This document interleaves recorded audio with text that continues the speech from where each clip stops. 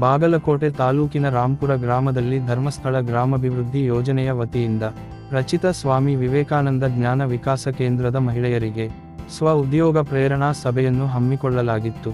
ಕಾರ್ಯಕ್ರಮದ ಅಧ್ಯಕ್ಷತೆಯನ್ನು ಶ್ರೀಮತಿ ಸಾವಿತ್ರಿ ಪಾಟೀಲ ವಹಿಸಿಕೊಂಡಿದ್ದರು.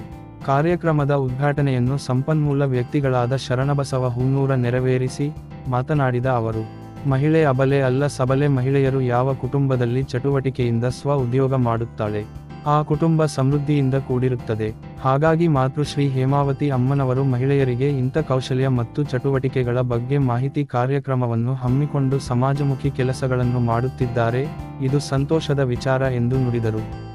ಆರ್ಸೆಟ್ನಲ್ಲಿ ತರಬೇತಿ ನೀಡುವ ಸಂದರ್ಭದಲ್ಲಿ ವಸತಿ, ಊಟ, ಉಪಚಾರ ವ್ಯವಸ್ಥೆ ಉತ್ತಮವಾಗಿದೆ ಎಂದು ತಿಳಿಸಿ ಇದರ ಪ್ರಯೋಜನ ಪಡೆಯಲು ಕರೆ ಕೊಟ್ಟರು. ಕಾರ್ಯಕ್ರಮದ ಅಧ್ಯಕ್ಷತೆಯನ್ನು ವಹಿಸಿದ್ದ ಶ್ರೀಮತಿ ಸಾವಿತ್ರಿ ಪಾಟೀಲ್ ಮಾತನಾಡಿ, ಧರ್ಮಸ್ಥಳದ ಕೆಲಸ ಕಾರ್ಯ ಬಡವರ ಏಳಿಗೆಗೆ ಸಹಾಯ ಆಗಿದೆ ಎಂದು ಸಂತೋಷಪಟ್ಟರು. ಜ್ಞಾನ ವಿಕಾಸ ಸಮನ್ವಯ ಅಧಿಕಾರಿ ರೇಣುಕಾ ನಿರೂಪಿಸಿದರು. ಅನಸೂಯ ಮುತ್ತತ್ತಿ ಸ್ವಾಗತಿಸಿದರು. ಸೇವಾ ಪ್ರತಿನಿಧಿ ಸುವರ್ಣ ವಂದಿಸಿದರು.